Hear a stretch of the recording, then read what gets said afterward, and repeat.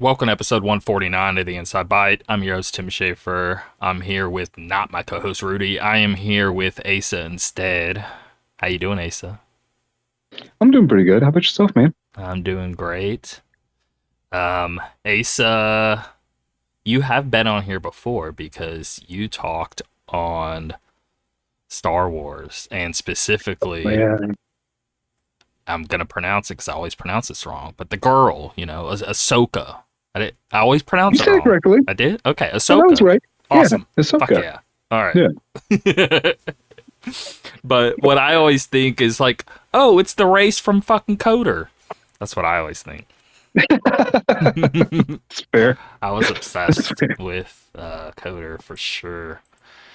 That and Dude, like the next, Halo 2 was like, I don't know, years of my life back on OG Xbox. right.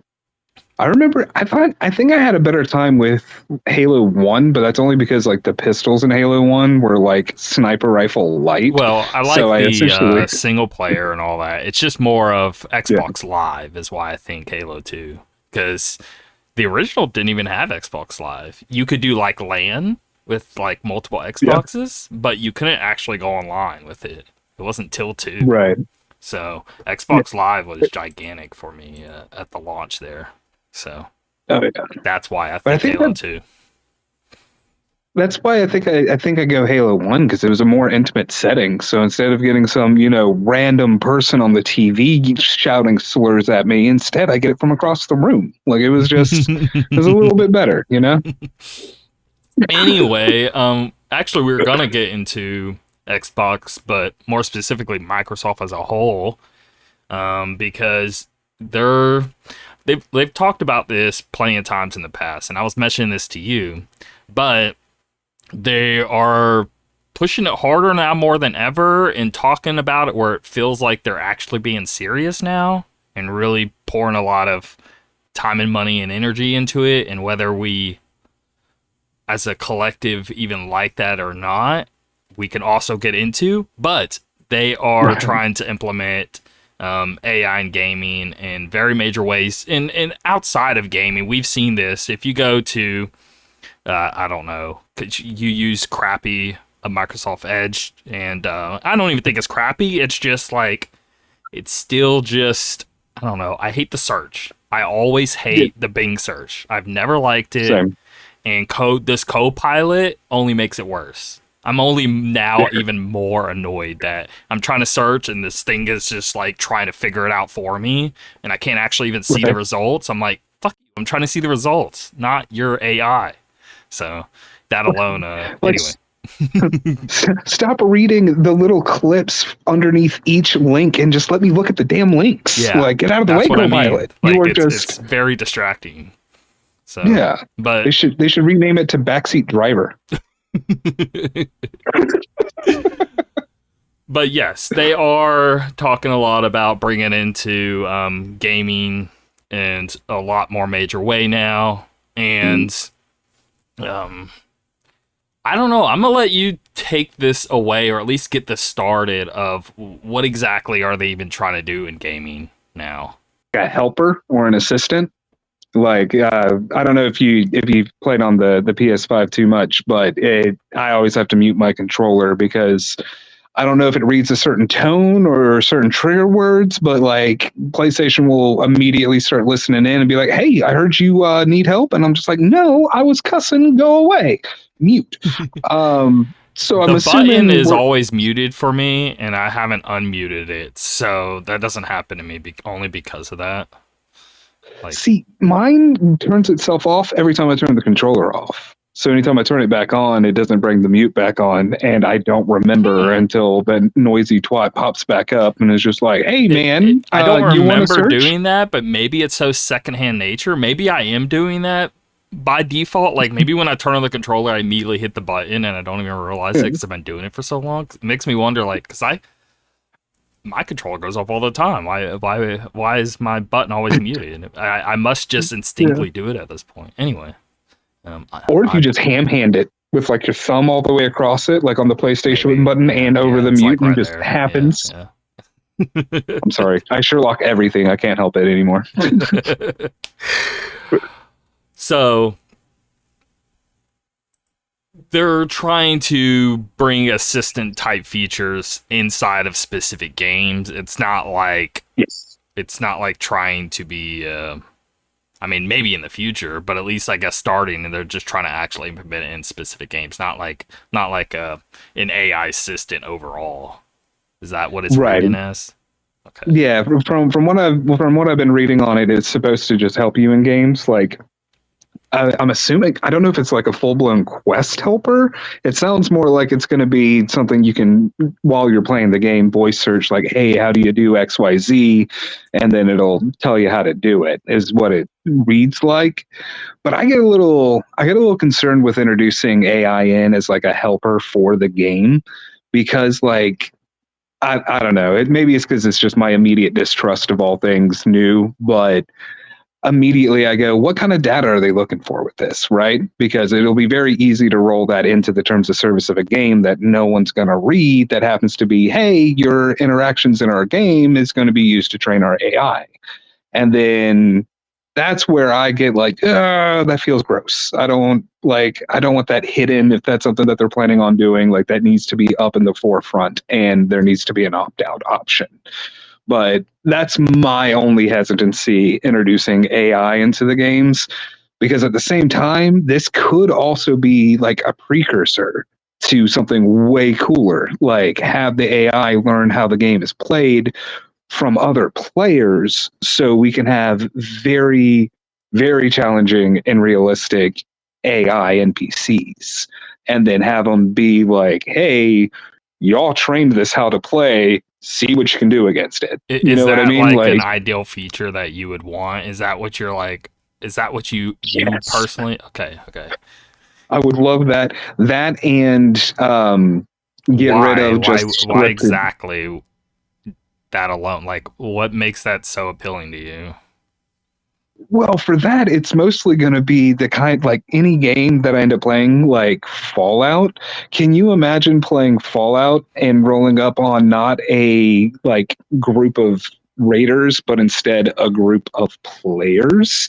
Like it completely changes how that's going to play out wholeheartedly. Or you go into a West Tech facility and it's not super mutant NPCs. It's real player characters controlling those guys. Like we're talking difficulty levels Isn't hitherto that undreamt is of. that not 76 though? Like, No, no. God, that would be great if it were. But 76 has its PvP elements, and they are a lot of fun. But the NPCs, like the normal trash mobs, like they're what you would expect in any Fallout game. Like, okay, if I duck behind a wall, they won't know what to do. Like they'll just chill over there. You know what I mean? Like that all becomes things of the past. okay, so you're specifically wanting NPCs, people that give you quests, to also be like what, a player online in the moment, or like data from AI? What do you mean? In this case, you would like one hand washes the other.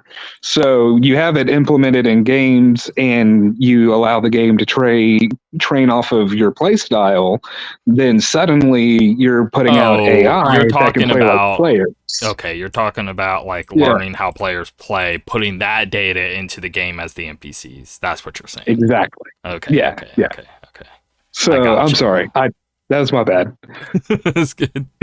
Because I'm just over here like, how cool would that be? Because immediately my mind, sticks in RPGs for this one. Like, imagine something like Mass Effect or even KOTOR that we were talking about earlier. Imagine instead of it being, pre-scripted dialogue, instead Basilisk talking to you, man. And whatever you respond, the AI stays in character and responds in character. So, Like, with this, I'm going to give you a yeah, confidence boost on why I think this could turn out better than what you would think. So, Forza, which is obviously an in-house Xbox like game studio that makes that Turn 10 right. studio. Anyway, they've been Yeah. using like I'm big into racing games, and Forza's a big one for me. They've been doing like AI, like learning players and then basically putting them into your game. So even though you're playing the game, let's say like not multiplayer, you're still playing that player's like AI as you're racing. And so it's like getting not it's not ghost data. Like they're seeing how they're playing through the whole game and they're constantly updating the data of the racer and then how they would play on any track. And then whenever you're racing in whatever like campaign mode, you're actually racing against all of your friends like driver avatars instead of like NPCs. So they've been doing this for a while, and at this current point, it's like come a long way. It's like near perfect at this point. So they have a studio who's been doing this for a while that could definitely help spread the knowledge across other studios there at Microsoft. So this could end up working out a lot sooner than later than what you would expect if of what you would want there. Yeah, for right now, when it comes to AI, like any other technology that you would say, oh, that'll happen in the next 5 to 10 years, cut that in half immediately. We're talking within the next year to 2 years, because this stuff, I don't know if you've ever heard of, it's called the Sigma curve. And this is something that most technologies follow, like new and emerging technologies, where it starts out kind of flatlined. Well, Where, if it's gonna be something that is there for the long haul, if right. we know for sure, if we're talking about any subject matter to where what like okay in 100 years how society would be, we would imagine it would be Yeah. AI would be very prominent, right?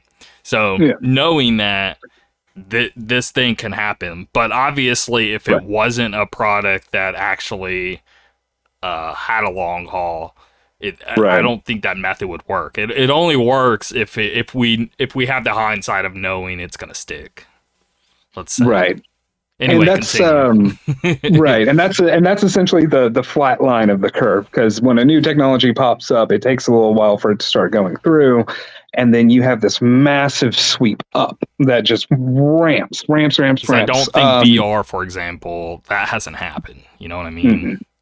Yeah, but VR would be more of the tail end of display technology. VR is not quite its own thing.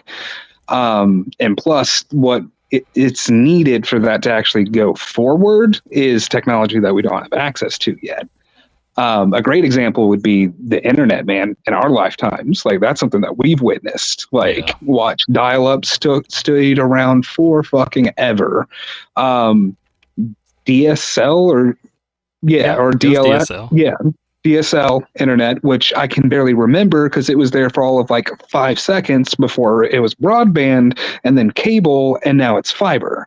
Like, that span all happened within about 10 years, maybe. Yeah. So that's the internet hitting that Sigma curve and flying up. You can see the same thing with social media, because I mean, social media as a term wasn't really a thing pre 2010, before it really was like, you have to have it or you're not going to be able to do business anymore. Like, this is what marketing is now. So I do think AI is going to end up at a high and takeover and all that at some point in time. Okay, I do actually inevitably believe that. But there is tons of arguments on the other side that I actually side so much with. It's just the fact of like, I do think at some point there's gonna be a breakthrough where it's not gonna matter anymore.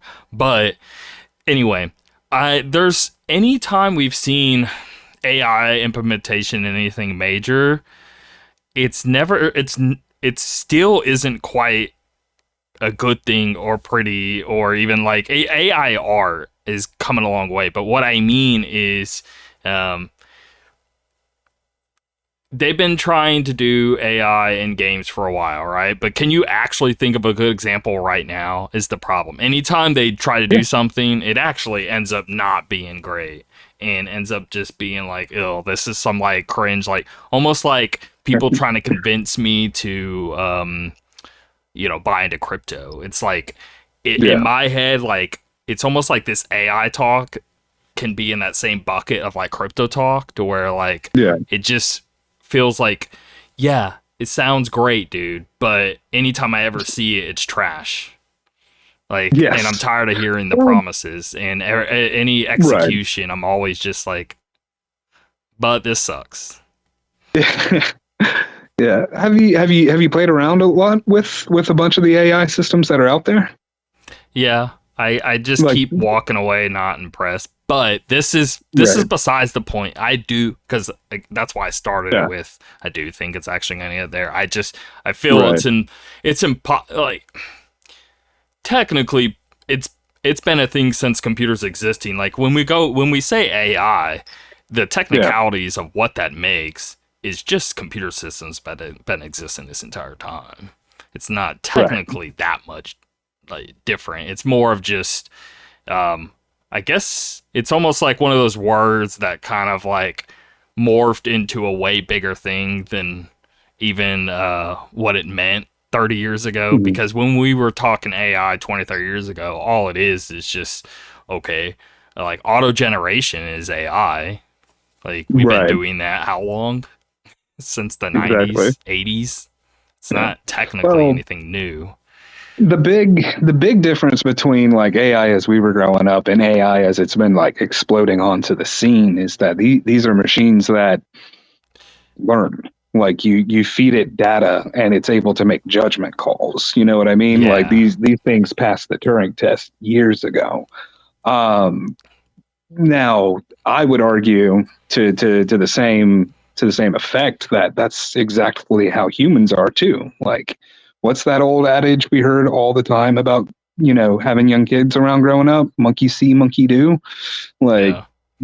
we learn the same way that this technology is learning. Now, right now, we don't have that generalized AI intelligence, like that data from Star Trek, right? Like that one that's like a flat person can do all the things. Right now, we have single mode AIs, images, videos, chatbots, you name it. There's damn near a new mode of AI coming But out yes, daily they almost. have a purpose. They're not Right, like, I don't know, but us walking around working jobs and having kids exactly. and trying to And get that's it. and that's where a lot of, like, honestly, that's where I get scared too, because it's already multimodal AI is already in development. We already have some instances of multimodal AI out there. Yeah.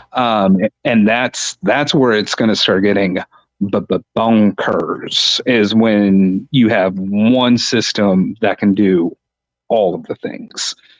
So Yeah, I right don't even now, like that the idea. free That's A, just yeah, scary. it's terrifying. It's terrifying, man. Because, like, especially if, like, because we grew up on this kind of shit. Like, Westworld is a great example of where my mind goes. Like, Well, guys, are we trying to maybe build my favorite Rehoboam? movie, if I'm trying to decide here in the moment, but maybe it's Matrix. If it's not, it's like a top 3. So it's Right. like, yeah, I very much believe it's going to happen, terrified of it, but in Yeah. its current state, it I still just keep thinking it's pretty pathetic, and I'm kind of over this conversation, and I kind of wish people would just shut up about AI. And if you Same. are going to put it in stuff, I don't know, just go ahead and do it or whatever, but it almost sounded Yeah. like a like almost like an advertising ploy, or like Right. trying to get me hyped for something, like, or Yes. trying to market it. Like, all that's Yeah. just exhausting, and I'm getting very over this side of it all, Agreed. and it Agreed. never ends And up being something I actually still want. And I'm looking forward to the thing that I actually am like, oh crap, I now that I have to have. I'm curious what right. that would be. Yeah. Yeah. I don't know, man. It's an exciting time, especially like technology wise. Like, it's an exciting time to be alive, because there's some.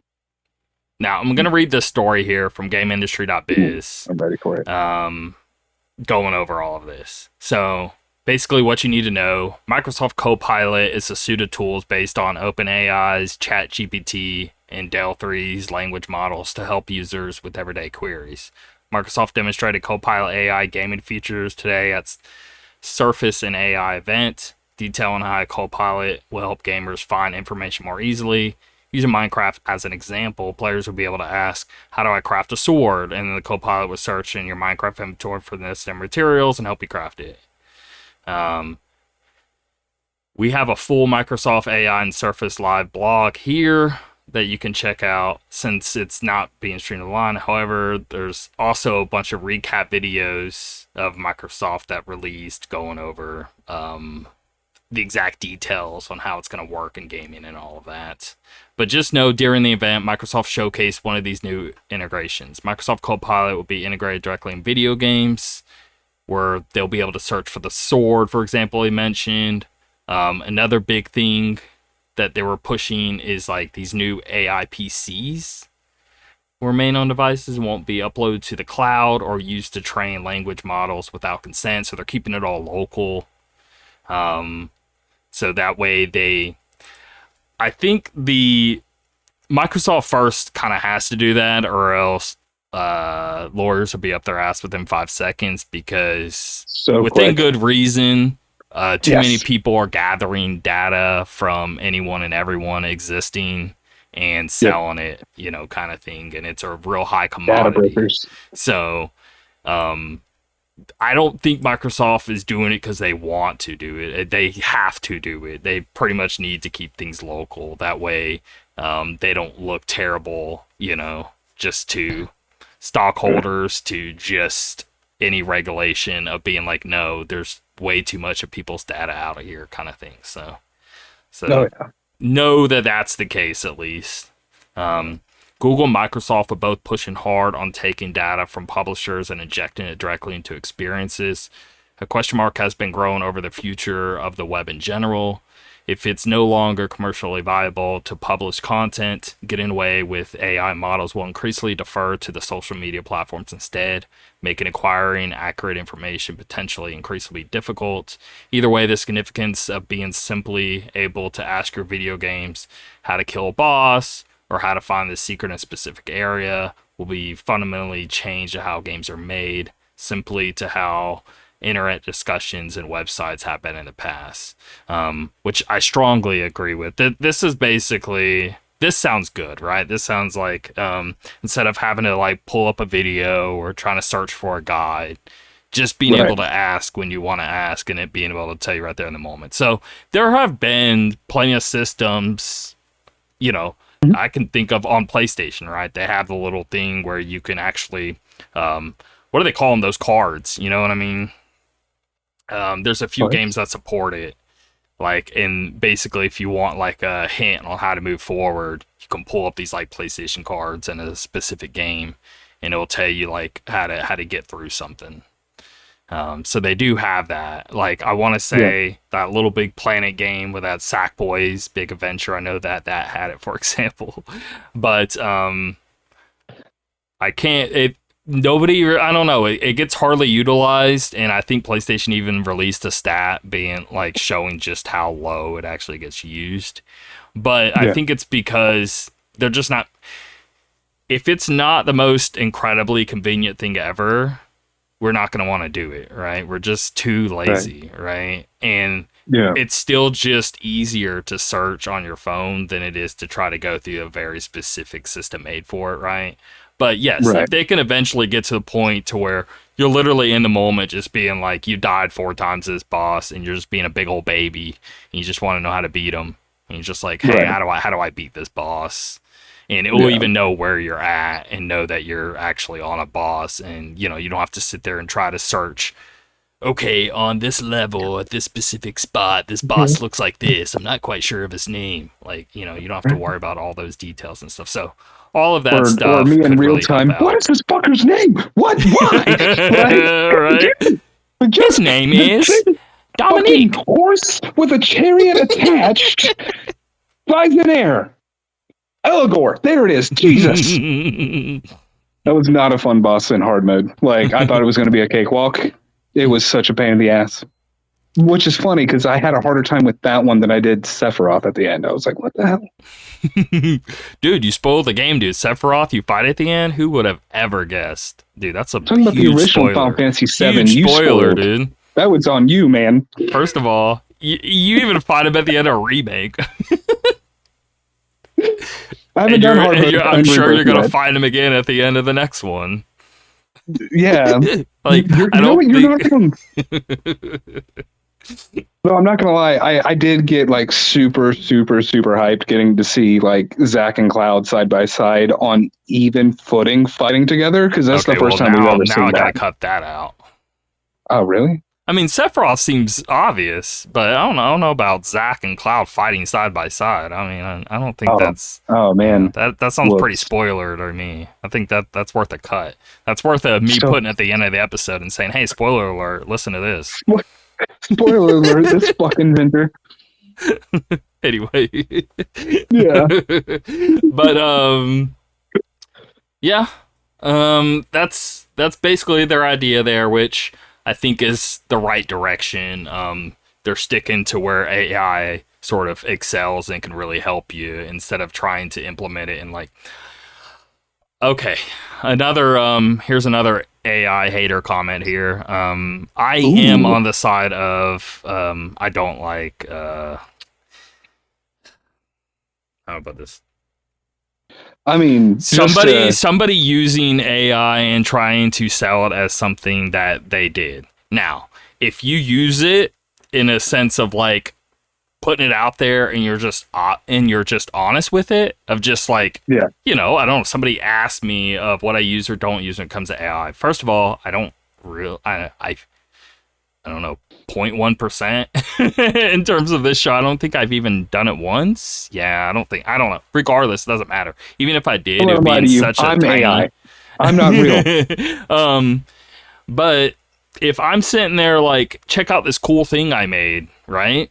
And it's Mhm. like AI, most of it, but I'm trying to sell it as something that I've made. That's only where I have the issue. I just don't like people claiming stuff that they clearly didn't do and just took a huge shortcut and then want the fame anyway. That's Right. where it like rubs me hugely like wrong on. And but as long as people just say, "Hey, this is what I did," and they Yeah. don't even have to do it. I'm not even saying if somebody uses the material right, they don't have to sit there and like Right. put disclaimers. Or I'm just saying like if somebody were to ask you and you were to just deny it, then we got a problem. That's fair. Yeah, I think I know where that comes from, man. That's that punk rock still in you. That's like fight the power because a lot of the shit that you don't like, you can tell is manufactured, right? People who are Yeah. just phoning it in, trying to make something to sell, and AI is kind of the There's a lot of people absolute final running big form of that. businesses that they do not know what they're doing and they definitely stumbled Yeah. into it and they definitely Hmm. shouldn't be there. And that's I mean that's probably most corporations, right? I'd say so. So yeah, I definitely don't like that. If somebody genuinely deserves it, awesome. That's what I want. Yeah, But anyway, I don't think you get there by taking shortcuts.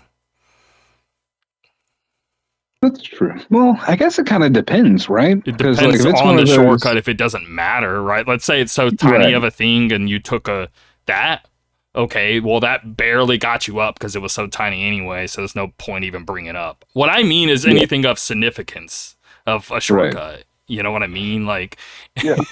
I don't What know, like about? you I got one for you. I got yeah. one to pose a quandary, All sir. right, cool. I'm down. How would you feel about using an AI video editor, like to actually fix up videos, clean up It vocals, depends like on what it actually does and like its yeah, function and tool and all that. I would need more. I would actually need more specifics.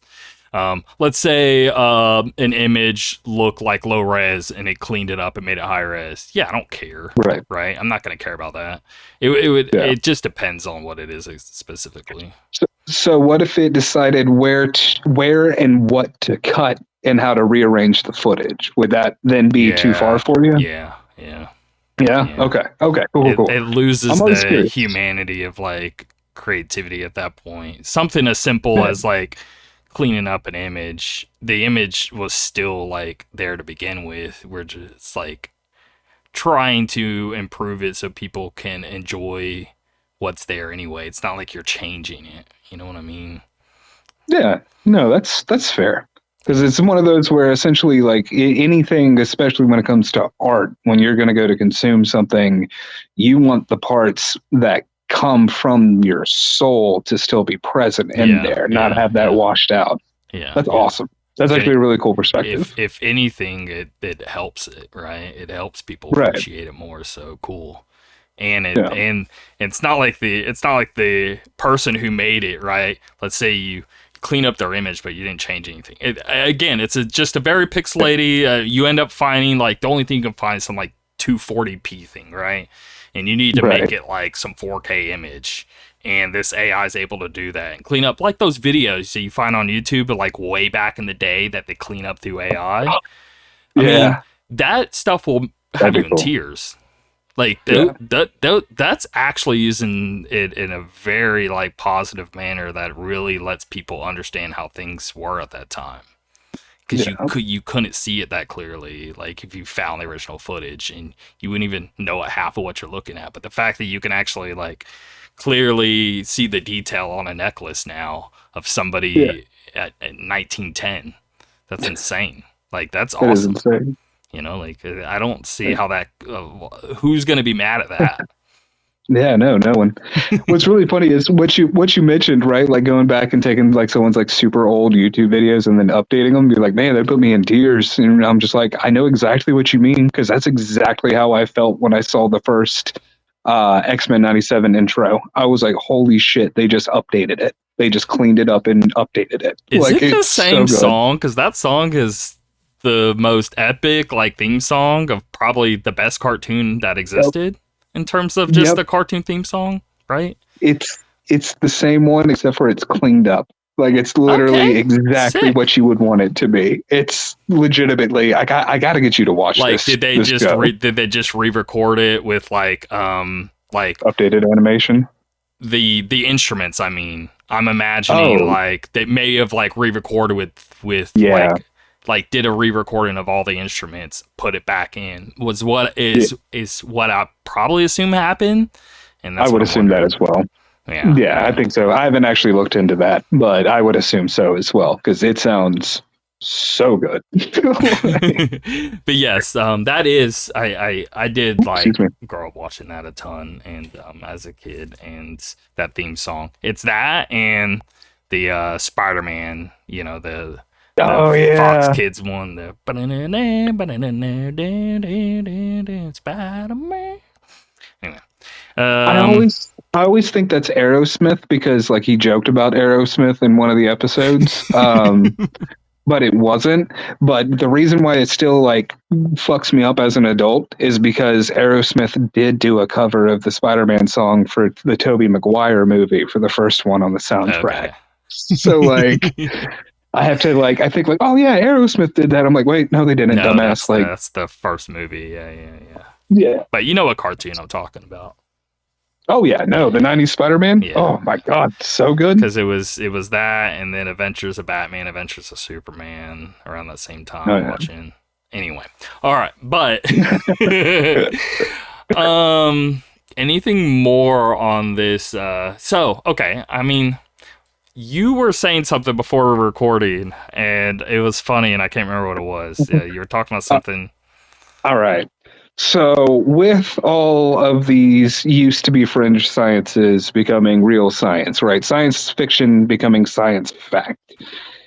It really seems to me that every tech billionaire in America has picked their own apocalypse that they're gunning for, right? The example I used before we started recording was, Zuckerberg with the metaverse, he's gunning for Ready Player One. Like that's the dystopia he's playing for. Yeah, I I think agree. for Elon Musk, you're looking at some kind of cyberpunk, like RoboCop type future because Homeboy No, is I'm thinking more like Mass Effect. ooh, Mass Effect. I'm Don't give him that thinking much I'm credit. no, I'm just thinking like it's got to be space stuff. Like it's got to be. I don't know Oh, what, but it would. that You goes know what I that mean? goes to Bezos. Like that one, Bezos, I feel like has the leg up on. Like for Musk with Neuralink is where my brain goes. Okay. So yeah, because no one else is really doing Neuralink. Yeah. Yeah. All the sci-fi loving billionaires are all trying to jerk themselves off in zero Yeah. gravity. Even Like that's nothing new. the gaming dude, John Carmack, right? He got like really big into space stuff and building Yeah, rockets and everything. Anyway, so yeah. yeah, you got a point there. Um, So, but the one that I did get like super tripped up on. Oh yeah, for Gates, right? Bill Gates. He seemed that's between him and between the Google CEO. That dude, luckily, I he's don't really know his name. uh, Um, I'll give him a pass since I don't know his name. okay. Like, so Gates gets Yeah. to take this one. Any kind of like Skynet AI type apocalypse, like we're talking Westworlds were a hobome. That's what Gates is trying to build right now. Okay, to go even further into that, all that's Yes, happening, and Gates is leading the charge on actually creating the cyborgs, right? That's what he'd be the best at, right? Like where they're like half human, half robot, you know? right. That's his And pocket. Because he knows a lot about the healthcare crap to the point where he's potentially even making it worse, but we don't, that's a whole other yeah, subject. I don't know. There's so many pros and cons to what he's doing, to be honest. So I don't even, it'd be too hard to know unless you just actually knew what he did.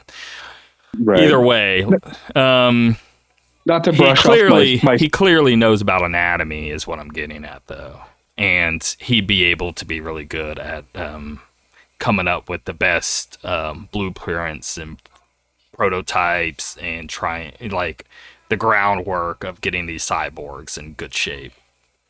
right Is and figuring out how they what all I'm work. imagining Gates's duty. Yeah.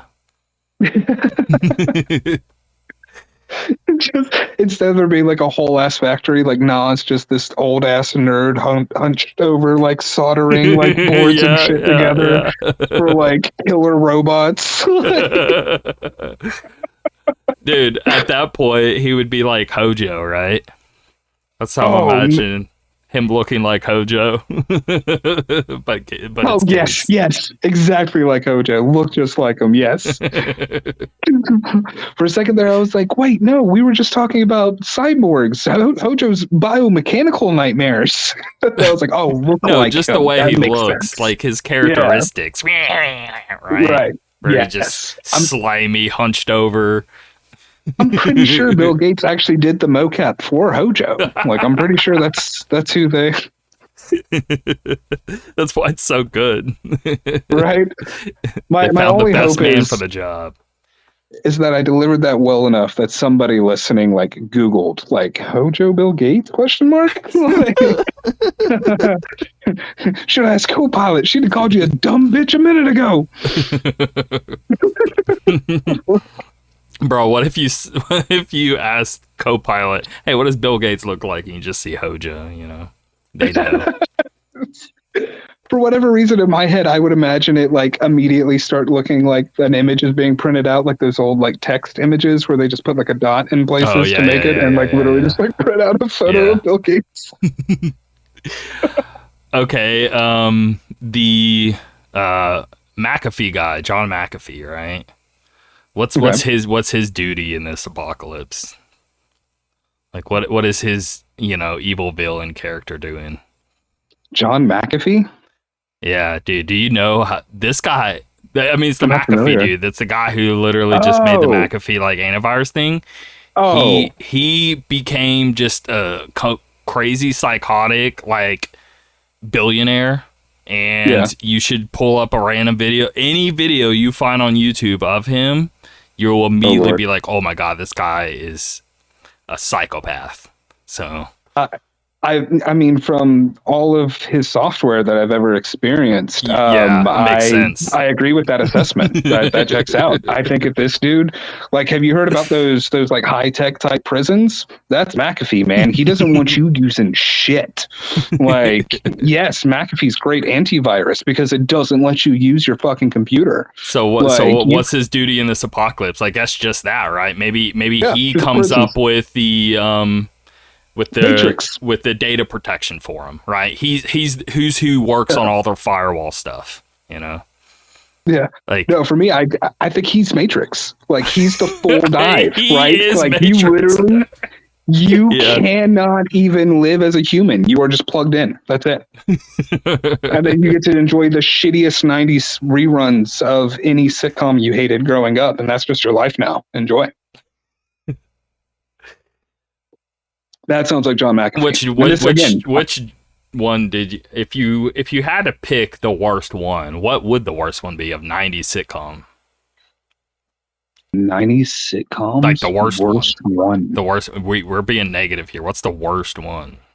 Oh, I've been training my brain to be positive. This is hard. Yeah.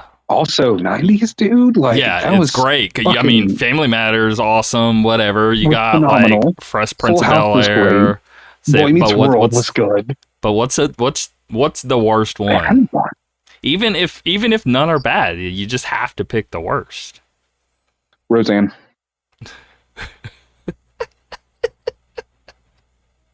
Here's the problem with Roseanne. It felt the like a highs are biography of so my life high growing up. and the lows are so low. Yes. It's just one of those where, like, you watch that show and you're just like, I don't need to see Frank and Linda going at it again. I just got home from church. Like, fuck off. You know, one that I did like that not many people there I felt kind of whatever on, but for some reason the Everyone Loves Raymond. Something about that. I liked it. But yeah. Anyway, all right. Yeah. Worst one goes to Roseanne. I mean, I can't think of a better. I guess that's it. Yeah. But right. That should also show you just how high the bar was set for like 90s sitcoms. Because it's not, it's not bad. You know, like like Home Improvement, even. You know, it's like. I'm so proud of that. All I ever think of is I'm sure you've seen it. It's Doom, but it's just Tim Allen everything, but it's Doom. Oh God. No, I'm unfamiliar. This you have to look in the moment, and I won't have you look anything else. But you're on your phone. God dang it. I'm gonna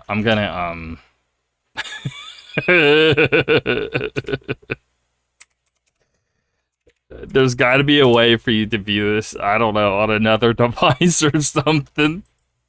I mean, I'm gonna wait. Is it on YouTube? Yeah, I'm gonna send you this link here. No, just tell me what it's called. I have my TV right here. Oh, great. Okay. Just no. Tim Allen Doom. Tim Allen Doom. That's all you need. There's a few uploads of it, but either one works. Okay. Tim Allen Doom. Yeah.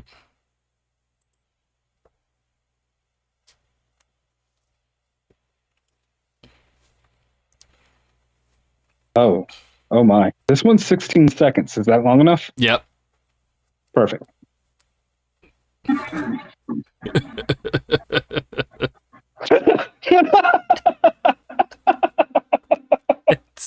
It's literally everything. It's the gun, it's the sound effects, it's every texture. It's so dumb. Oh my God. Oh. That's terrible in my favorite way possible. I mean, that video, it's got to be so old. I think the one that I just looked at was uploaded. Oh, no, that one's uploaded. 7 years ago. Okay, so maybe that was not recent. The original, yeah. Okay, 7 years ago. Okay. Yep. I'm scrolling through, and they all look to be about 7. All right. Anyway. So, funniness aside, I mean, what else can they do in terms of gaming outside of, okay, I just want to know what to do here or what this is, or like Final Fantasy 16. I don't know if you played it, but you can like get information on anything that you sort of select through like the tool that it has. I could see like cool. AI doing that, right? But in terms of just like gameplay enhancements or way something looks or anything, like, do you want it to go there? If so, what even would that be to where you're okay with it? Yeah. Are you okay with anything? Do you even care if they just straight abused it? I mean, I guess if they just were, it's 100% AI made and they just said it as so, I mean, I'm gonna play it. I'm interested just because I just want to see what the hell like it would even be. Same. But you know what I mean? From just like a critic eye of something that would actually like be something to be like respected and revered, or something along those in that lens. What's something that they could do outside of just giving you information in the moment? Yeah, for me, it would be back in and have just a full on NPC just driven by AI. Like they walk up and be like, "Hey, Cap, we need to, either save this person or shoot him in the head." And I'll just be like, "Hey, how about we just fuck off?" And then they respond to me in real time, like I'm actually talking with the characters. No, you fuck off. No, you fuck off. No, you fuck off. And then they just like shoot you, and then you shoot them back, and then we're like, bro, chill. And then he actually does chill, and then he like puts his gun down, and then you like talk a bit more to him. Is that the dream? I mean, that trolliness, kind of, but the real dream would be like in like KOTOR, right?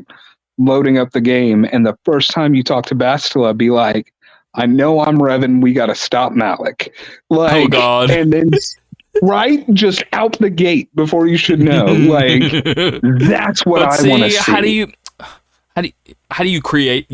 How would you create that unless AI created all of it, right? Because at that point, it's too many possibilities. No human can know all. Like, you play Detroit Become Human, right? That's probably the most impressive thing I've seen of like a branch off of like, hey, if you choose this decision, what can happen? And you get all these possibilities. Or I don't know if you ever played those like 999 or Virtue's Last Reward, or some. There's these pockets of games to where like you make tons of decisions and it sort of spider webs out crazily and it's pretty impressive and all that. Yes. But what you're asking is something far, far, far beyond that, of something that just couldn't actually be done unless AI pretty much took most control of creating the whole game. Because how would a human even know what may happen? Unless they literally put it in of any. I don't know. It would take too much time, right? So it's like I don't think it's going to be too much, honestly, because we already have AI that assists in video editing. We already have AI that can create videos. How much of a leap is that really for an AI to create new assets? No. An AI could. You know what I mean? That's not what I'm saying. I'm just saying it wouldn't be human anymore. It would just be an AI game at that point. I feel like it would almost feel more human though, even with it being AI, because the only thing really missing in like video games versus like tabletop games is a DM. So you essentially have an AI DM running your video. That's game. how it would work. Yeah. You know what I mean? Like that's my absolute like. So you would want that? Yes, absolutely. I would want that, because no one's playthrough would ever be the same. It would drive so much conversation because everyone had an entirely different experience. But the problem is, I see that like somebody doing this, right, and working 3-4 years on it, dropping it, just seeing it being a big pile of shit, of just like the worst assets, everything looked buggy as fuck, it just being just a steaming pile of trash, and then not being even slightly well made because AI just isn't there. Or So or do we even do worse, we what do we happens are when we players figure out how to convince the NPCs to bang them? yeah, but then like you do that and then like the character like splits in half and then starts like fucking the wall or something. That's how what I'm imagining the realities of somebody trying to create this. Is it just constantly breaking? Yeah. Oh, yeah. No, we were so far out from that. It would require one of those like full blown multimodal AIs, and quite frankly, it's not going to be lucrative, right? Because essentially, you put an AI DM in a video game, that game will now last you for years because you can just keep going through it, trying new things out, like getting a real life new game plus. Like, And if AI is doing so it, cool. what's stopping somebody else from using that same AI to easily make their thing? And then now everybody's able to easily make the same like bar, right? And then Right. everything just becomes saturated and none of it's good because all of it's good. And it's like so then the only way it could actually stand out would be if people just were really strict on okay, let's say this Copilot, right? Microsoft's Right. like nobody's using it but our first party studios, right? And they would have to basically play Right. like territory wars with specific AIs, and they would have to Yeah. not let others use it because if every moment anyone could use it, then it the work is in building the AI. The work, Right. like most of the work, starts and stops there. Yeah. If somebody else had it, what's stopping them from doing you what you could just do with it? So, Right. and then when so many people have access to it, what's even good anymore? Because it's all good, and then nothing feels special and different, and all. It leads into so many things. So the only way it could work out would be if somebody was really strict on not letting others like use what they create, and Right. they build their own AIs, and then I guess what in 50 years maybe the apocalypse is like all these different factions of all these different types of AIs. Yeah. Yep. I can see that. All right. Well, let's get into the news. There's not much here. Pretty Yeah. slow news week, but Sauna Hellblade 2 came out basically. So on a Saga, I never know how to say that. Which is Yeah. dumb too because they switched the words around. Like the first game, it wasn't Sauna Saga's Hellblade. Anyway, regardless, comes out today. It was really looking super shady because this is supposed to like they announced this at the reveal of the console itself, and it's Yeah. taking this long to come out. And if this basically isn't the big shiny wow factor, especially after Starfield wasn't, I think I liked it. But what I mean is, it wasn't the success they wanted in terms of just the Yeah. population as a whole. Regardless, a lot was riding on this, is what I'm saying, and it hit at 82 on Metacritic, which is good. So at least it's not like Yeah. a bad game. At least know that. Like it's not like crazy like 95. We're talking, Zelda levels or, Elden Ring levels Right. or anything like that. It's not like ground shattering thing, but at least they released goods. They can at least keep staying safe of like, okay, well, it's not a huge catastrophe, you could say.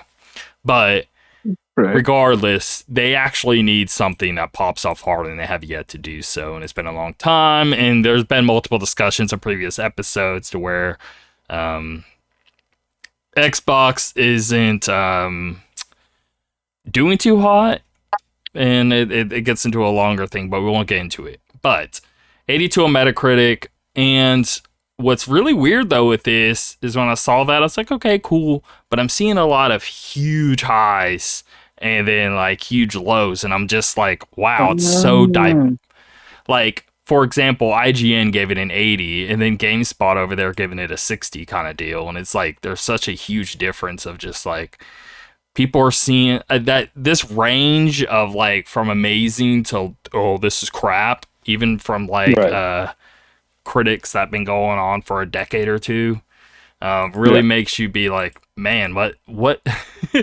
I just need to know more about this game, and it kind of makes me even more excited to play it because of its so diverse critic reception here. So Twinfinite, and any of these things that I picked, I just wanted to mention.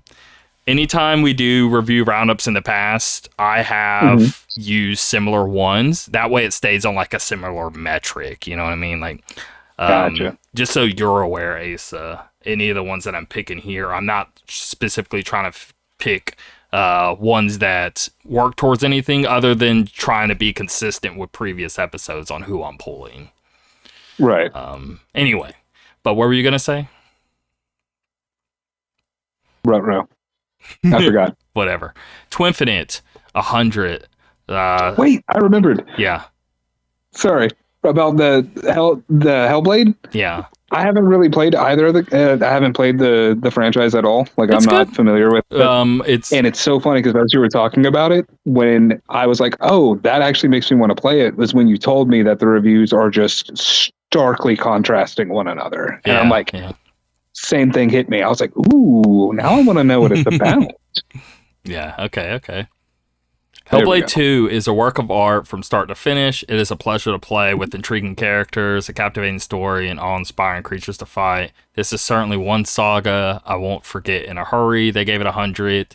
Games Radar Plus gave it 100. Haunting, confrontational, and deeply cathartic, all the same. Hellblade 2 is a stunning feat of video game art. Ninja Theory doesn't tiptoe around its heavy themes, but welcomes them with well-honed empathy. Tempered by an even keener creative edge this time around to deliver an unforgettable narrative adventure experience that's hard to watch, yet harder to turn away from.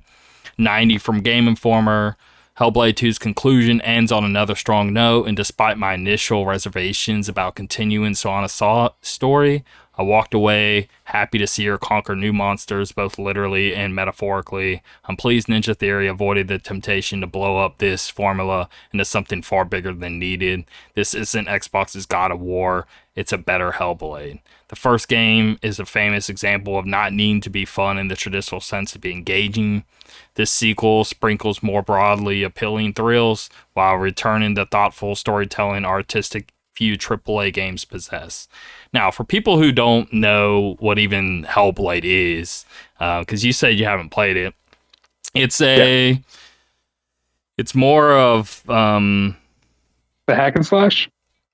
No, it's very like, okay, you should throw on headphones when you play this game, and there's the main character basically not even bipolar. If like it's more like Split, like the movie Split, where the character's changing into all these different like thoughts of completely contrasting things from like negative to positive and whatever, right? And you're just hearing all of these negative thoughts in her head, but in a very like 3D audio sense to make you feel like it's in your head. It's really like trippy audio experience. So that's the first thing you need to keep in mind. Like either have an amazing sound system or throw on headphones. Don't play it otherwise, because the sound design's probably the strongest point in the game of getting you into the mood. And then it's a very like hyperly strong visuals on like of just like the tech and how the world's designed and how great the textures are and how good the character design and all that. It's like it's not a long game.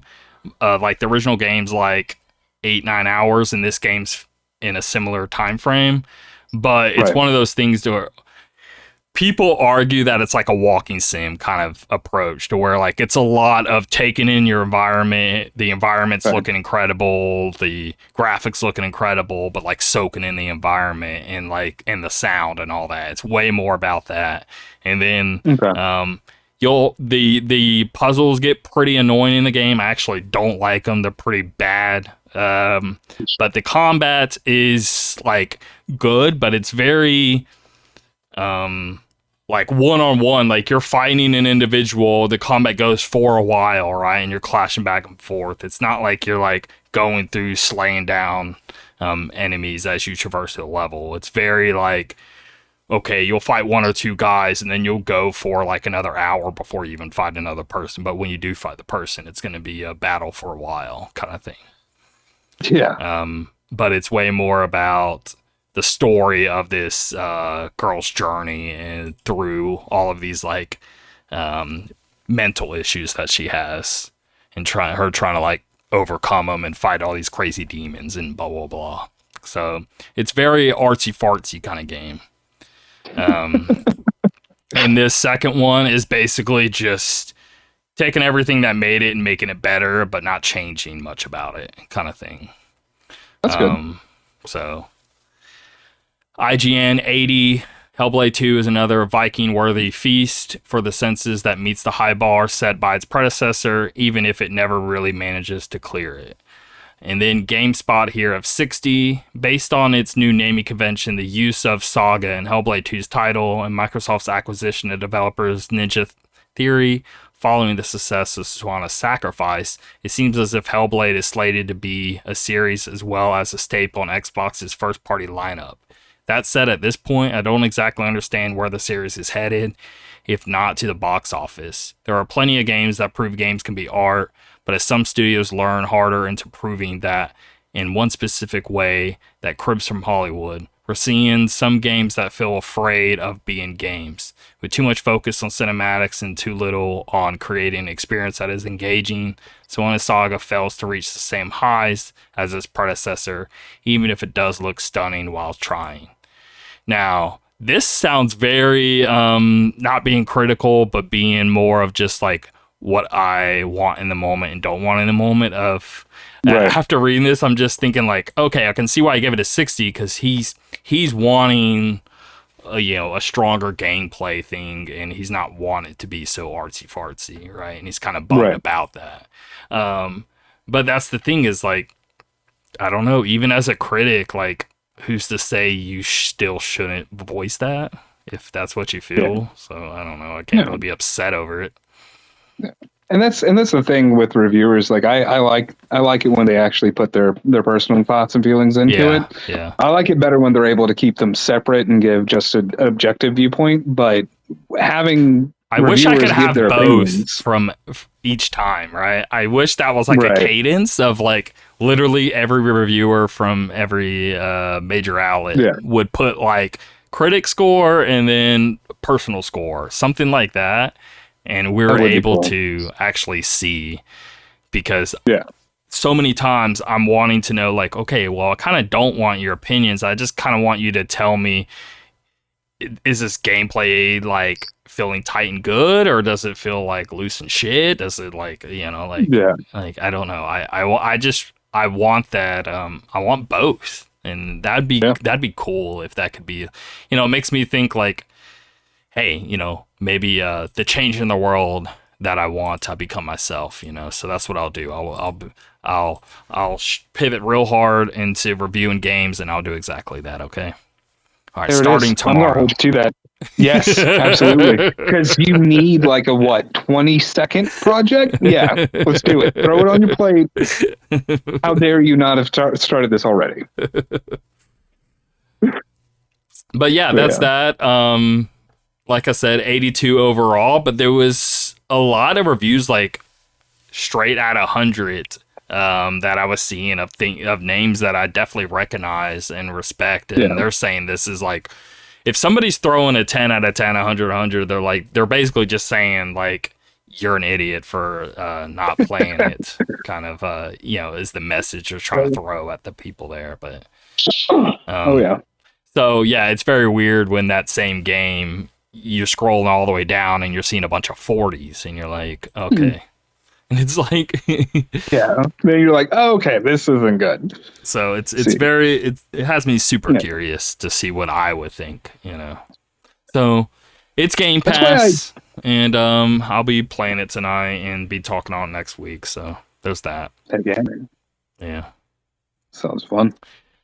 And then another big release we had, Paper Mario Thousand Year Door, scoring 89 on Metacritic. GameSpot 90, the same people who gave Hellblade 2 is 60 here says the Switch version of Paper Mario: Thousand Year Door is a definitive way to play the best turn-based RPG starring Mario. See, very very opinionated still, but I don't know. I'm kind of liking the opinions here. More of an enhancer HD remaster than a full-fledged remake. The Thousand Year Door has small yet meaningful quality of life features that ease some of the bloat from the original GameCube version. The catchy remix soundtrack wonderfully complements the thoughtfully entertaining and dynamic turn-based battle system. Throw in a stellar cast of characters and constantly playful writing, and The Thousand Year Door has all the ingredients of an incredible turn-based RPG. Well, it has always been them, but now they're blended a bit better. IGN also in 90. Mario, I was about to say Mario Party. Paper Mario has finally returned to its RPG roots with an amazing, loyal, and visually dazzling remake of A Thousand Year Door.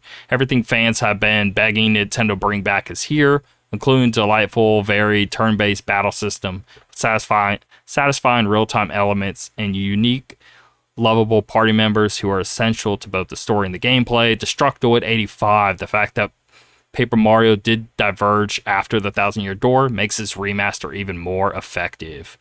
Game Informer at 83, for all the annoyances of repeating areas and slow but engaging combat, the Thousand Year Door is now a series highlight. It marks the first instance of where I didn't want a Mario RPG to go. I genuinely prefer the Mario and Luigi direction, but the constant fourth wall breaking, myriad colorful and unique characters, and its willingness to just be weird all lead to a joyful journey. I'm grateful that this shined up version of the GameCube classic I missed is finally available on a contemporary platform.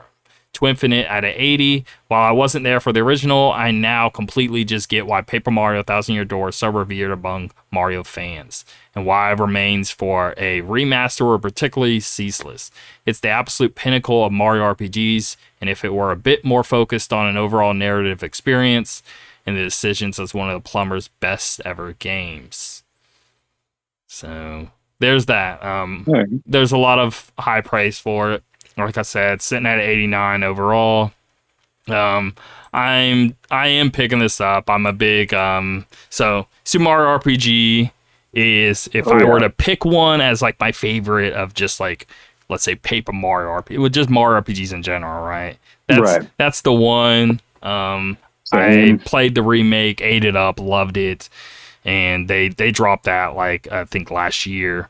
And I'm happy that because here's the thing is I played the original Paper Mario on 64 and also loved, but I actually never played this GameCube one. And apparently by most people, they say the series just kept going up and this was like the climax from like RPG to Paper Mario to this game, and then immediately falls, which it doesn't mean, like, I don't think immediately falls. There is a Paper Mario on the Wii, and I think that game is great. Like, if I were to just, I don't know, be fast and loose with it here, kind of like 8.5, 9 kind of range in my head of where I'm sort of placing that game. And then it sort of immediately falls. Because I have played, because I've loved so many Mario RPGs, I've played the Mario and Luigi series as well. Mario slut. I am. Sorry, and continue.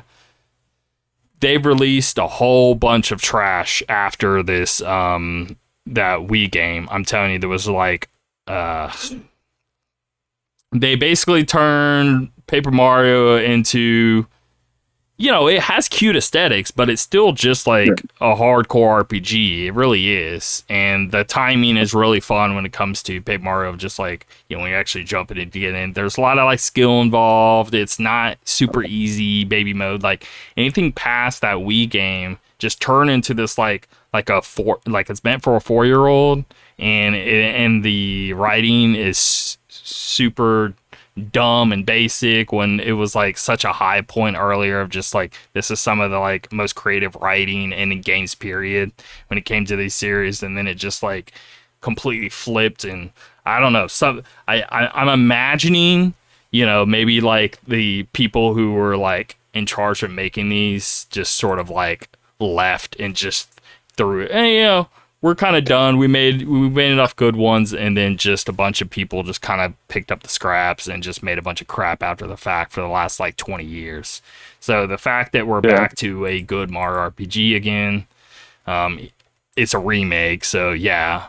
But I'm still excited, and I still never played it, so this is the only one I haven't played, and I even went through all of the crappy ones because they did one on Wii U of like Color Splash. They did a Switch one like the Origami King, and like again, like they're too basic and simplistic, and I just don't think they're good. Dang. But I'm back to playing a great one that I've never played, so I'm pretty stoked for this. It comes out, I think it was the 23rd, yeah, so it comes out Thursday when this episode drops, so there's that. Yeah. I'm looking forward to it.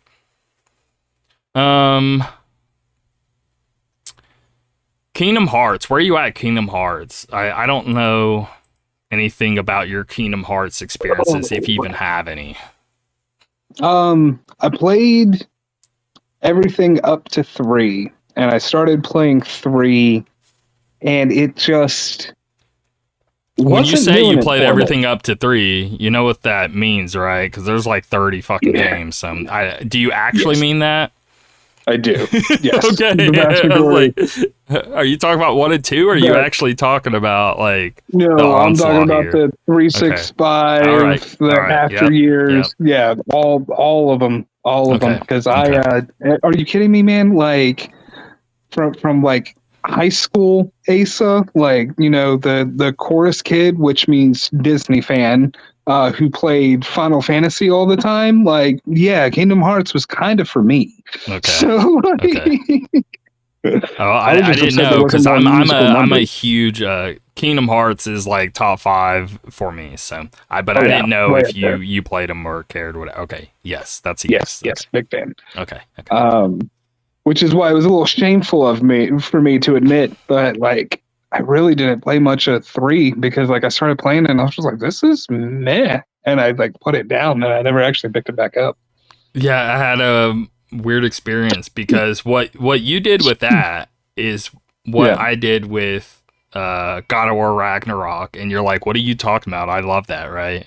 And for me, I just kind of played it and I'm like, I don't know, and I just kind of put it down. But 3, it is the flip side to where like I loved it. I was obsessed with it. I was really into it, and everyone that I talked to didn't like it, and I was the only one. Yeah. But I will not falter. I actually really love 3. I mean, I will load it back up and give it a go. If you're like, just let it hit, go for it. I'll beat it. See, that's the thing, is I don't even know. I don't know. I don't know if I'm right or wrong or what. I have no clue. All I know is I loved it. So that's really all that matters. Like, honestly. Like, but yeah, I mean, I've had so many discussions. Like like so many people. I have yet to come across one person that was actually positive on 3. And it always kind of like I don't what came out around I don't get it. Do you remember what came out around? Well, it took forever, right? Obviously, right? Yeah. It was like, I mean, they announced it and it came out like 10 years later kind of thing, right? It was one of those jokes for such a long time because it took so long. So, it makes me wonder if like, is that the root of the problem, is like, you know, because it took so long, but it like, okay, but I also waited that long, and yes, my expectations were like through the roof because I loved them, but I still loved 3, so I don't know. I don't know what I've always tried to figure that out, of like where that 3 hate like comes from, because I don't know. That's why I'm curious about what came out around it, because me being like, it just didn't hit and I put it down, like it could have been I just binged something recently, you know what I mean? Like, I mean, me personally, fuck everyone else. Yeah, because I was like, it sold well, I know that. It was just a bunch of people disappointed once they bought it.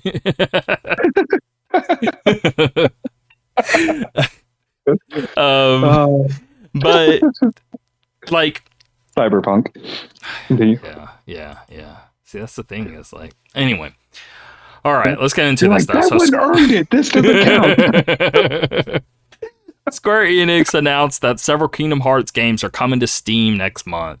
3 compilations and a compilation of those compilations will bring the entire Dark Seeker saga to Valve storefront. So, first of all, I thought they were calling this the Xehanort saga.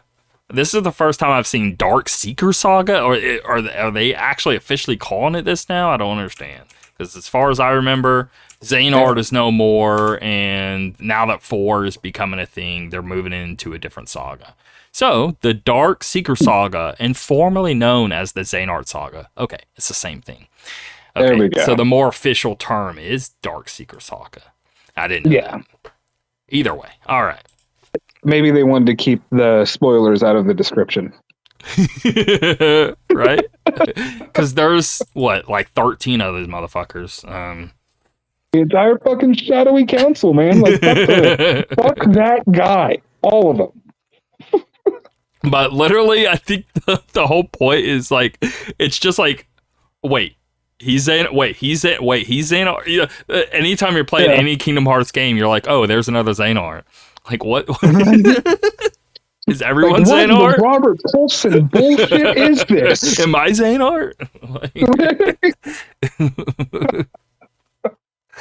Anyway.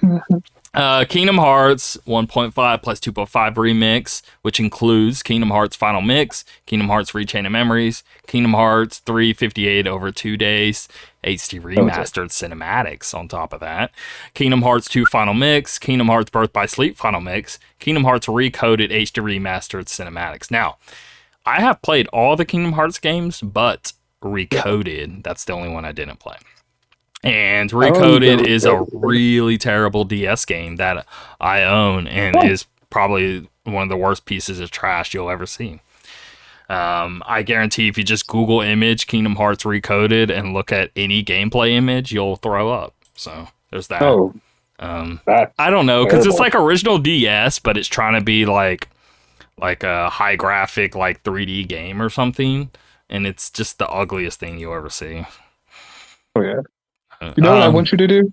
I want you to make a review YouTube channel, like you said earlier, but I want you to call it the Negative Review Channel, and it doesn't matter what fucking game it is, you have to give it a negative review. And even if I love it. Apart. Even if it's a beloved game, like just tear it to shreds. I mean, that's not a bad idea. I'm full of ideas. Kingdom Hearts HD 2.8 Final Chapter Prologue, which includes Kingdom Hearts Dream Drop Distance HD, which is the 3DS one, and I do actually like that one. Kingdom Hearts .2 Birth by Sleep, a fragmentary passage. So I remember when this came out. This is basically, it was like right when the PS4 came out, and they were like showing off the tech that was going to be in Kingdom Hearts 3, and it's the same engine and all that. And it was like a 2 or 3 hour experience or something. But you play as Aqua, and I was nerding so hard over this. I was like, dude, I can't wait for 3. This looks incredible. I was flipping my crap out over it. Okay, and then Kingdom Hearts back cover, the movie, which I thought was really cool. Do you remember what this was? It was the whole thing to where I'm sighing because it revolves the story around the stupid mobile game. I forget what it's even called. But then they basically like did a movie of those characters based from the mobile game and basically explained. It's the origin story of Kingdom Hearts. Like it takes place way before 1, of just like basically the initial Keyblade, all of these initial like high god creatures that later formed into like different imagery you see throughout the game of like the original gods of different sort of creation things and all that. And anyway, but the whole thing is the whole like what's in the box of the fucking exactly, the black hooded dude, and it's the whole thing that bleeds into like even when Kingdom Hearts 3 ends, you still don't know what's in the fucking box. And they do this like tease into 4 to where you're gonna eventually find out what's in the box with 4, and that's how they sort of string you along.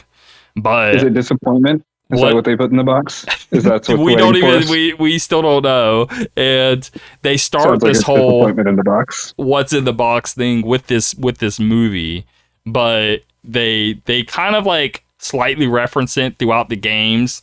But then this gets into the whole core of why the box even exists and what's in it. So I guarantee you, it's a whole rabbit hole of hundreds of YouTube like analysis on what's in the box with Kingdom Hearts. Damn. It's a gigantic talking point. It's probably the biggest talking point in the series is what's in this box. And anyone who knows the Kingdom Hearts lore rabbit hole is definitely laughing right now because it's hilarious. Kingdom Hearts, what's in the box? If you click image search, is it Brad Pitt in Kingdom Hearts? Right? No, but they should have. Inside the black box, the missing piece of the puzzle, uploaded 7 months ago. The mystery of the black box is simpler than we think. A year ago. What's in the black box? 2 years ago. Who is the master and what's in the box? 7 years ago. The black box, the last hope above all. 1 year ago. Kingdom Hearts 3 special epilogue ending Lost Masters about the lost box 5 years ago. And I just can scroll to the end of time of just listing all of these videos scattered over the last 10, if not 15 years of talking about this fucking box. So it's a thing. It's a thing. So that's a whole thing. I can't believe I have no idea what we're talking about here. I was just like, yeah, no, I remember the game with Aqua. That's dope. And I was like, black box? What? Yeah. I didn't know there was a plane crash in Kingdom Hearts. And it's like the main. So think back, Kingdom Hearts 1 and 2, it's probably the most like when you run into like the hooded character at any moment. And you're like, who is this guy or whatever? You never really like see him, and he's like in the hood and he talks to you, whatever. That is the master. Okay. And this master, it's not Xehanort, it's the master. It's like the master of all creation, basically, is kind of what it alludes to. And he has a black box, so that they have yet to reveal what's in it, but you can see somebody putting something into it, but it doesn't show what it is. It's at a really dumb angle on purpose to it's called censorship. Yeah. this is everyone wants to know what's in the master's box. That is just a big old Sorry, continue. I didn't mean to. I was about to say I didn't mean to completely derail you. Like I was trying to be funny. We all know what's going to be. We all know what's going to be in that black box. It's going to be a very M-rated or even adult rated. I guess if it actually showed it, it would have to be adult rated, right? What's in that black box? My guess it would be the sea salt ice cream. First of all, did you notice? Did you notice in Final Fantasy VII Rebirth? I did. Okay. That warmed my little Kingdom Hearts heart. That was definitely a reference, and I'm like, that's sick. Right. This is the second time I've seen this sweet treat on screen, and I have no idea what it tastes like. Right? Sea salt. No idea. Do I want sea salt ice cream? Hell no. That does not sound appealing. But man, do they love it. I don't know. Yeah, but at the same time, it's call blue. It must water. Be good. Yeah, like it made me think of ocean water at Sonic. What if it's just like that through ice cream? But salty? Like, I fuck with that. I mean, I just don't get the name. Like, why is it salt? You're not wrong. I don't know. I have no idea. I mean, I know. Don't they? Yes. Okay. Don't they use salt with ice cream? I think you have to sort of like form it into what it becomes. Yeah. Otherwise, it's just. Like there's no substance to it. Like there's no like you know what I mean. Like you can't create volume with it without the salt. But still, to say salt though, as like the name of it implies, there must be more salty than usual, right? Yes. Yes. And do you want salty ice cream? I I don't mean, know. I'm kind of on the fence too. Like, I would try it. And at this point, I want to because they seem so fucking excited about it Right? every time. They're just like getting down on that ice cream like it's the master's box. Like they're just like, this is so good. Especially if they And like bite it. I can't. Can you bite? I cannot bite ice cream. That makes me cringe I so can, hard. Oof. I can, but I don't like Oof. to, and Oof. only with very specific teeth. Like, It just. Ugh. It's very uncomfortable. All no, right. see, now that you said it, now my gums are tingly. Mm-mm. And then the last thing in this compilation is your favorite game, Kingdom Hearts 3 plus Remind, which I never played. No, yes, I did. I did play this DLC. Sorry, I take that back. I think I remember what it was. Like, I waited ages. I played it like a year or two later. Regardless, I did actually go back and play it. Yeah, it's all coming to Steam, and that's pretty dope because I have a Steam Deck, and I'm gonna get sucked into this and playing Kingdom Hearts like I haven't played it plenty of times already, and just going through Heck the yeah. whole series again. Most likely, I guess, because Right. I can play it on my Steam Deck, and that's pretty cool. So there's that. Um, Moving on, Fallout is coming to Fortnite, another one of your favorites. Um, Fallout, not Fortnite. Let's be very clear here. it's a great time to be a Fallout fan, Yes. and a better way to ruin it is to announce this. No, I'm joking. But it seems like the fallout from this recent boom in popularity hasn't died down quite yet. Thanks to a teaser shared on Fortnite's official social media pages, we know that Fallout will be coming to Fortnite pretty soon. The teaser image showed power armor and a cloud of orange dust, accompanied by what appears to be some sort of industrial building. Other than that, there's not much else to go on, but we can make an educated guess. For one, Fortnite's current season will end on May 24th, so this is the perfect time to tease the skins that might be coming in the next Battle Pass. And if it's anything like the recent Avatar: The Last Airbender and Star Wars crossovers, we might see Fallout-themed mechanics or areas appear on the Battle Royale map itself. It That's will... First of all, I would love that. If they can include Yep. some sort of Fallout mechanics, but I'm trying to think what that that would makes be. the It would most be sense. VATS, but how do you do VATS? Because it's You do PvP. VATS like you How do in in 76, 76. where it's Yeah, just turn like it it doesn't into actually slow down, but you can still select things.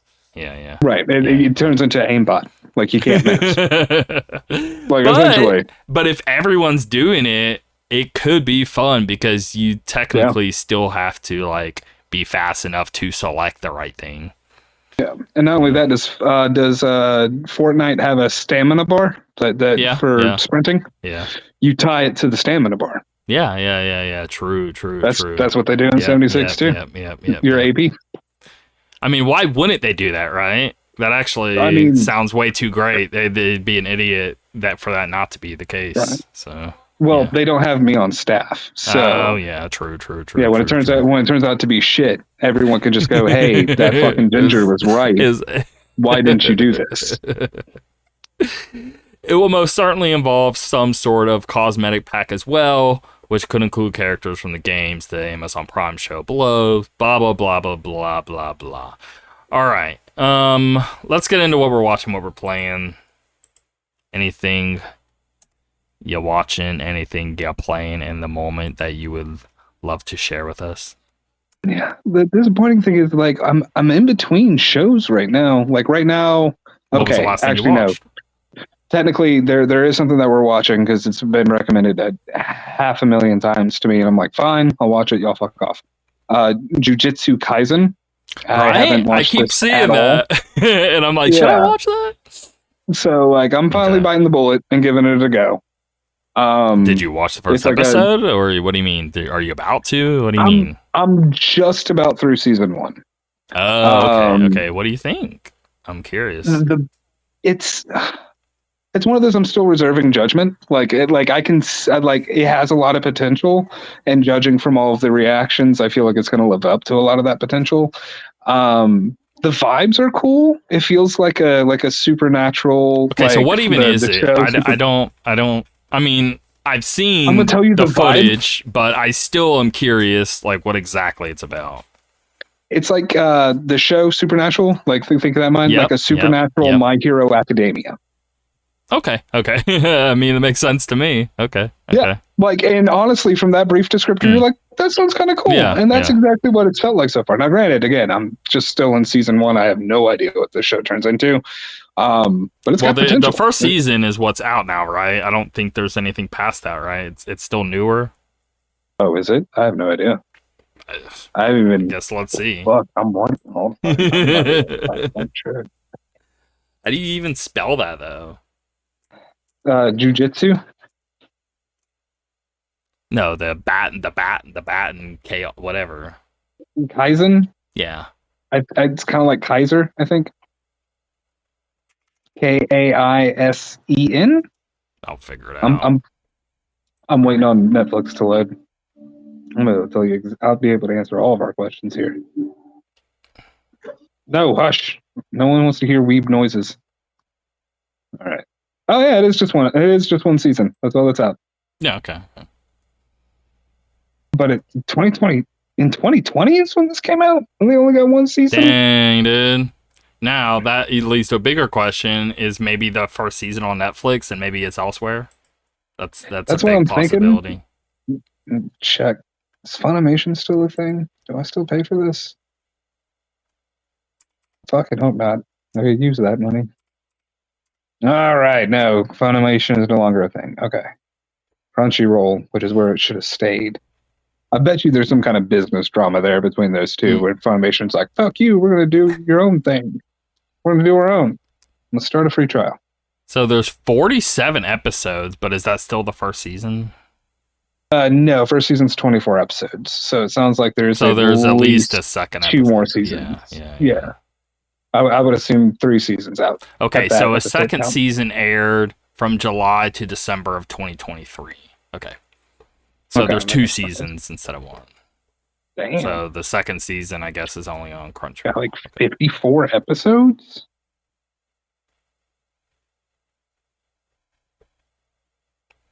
Which is enough. Yeah. That's a season. Right.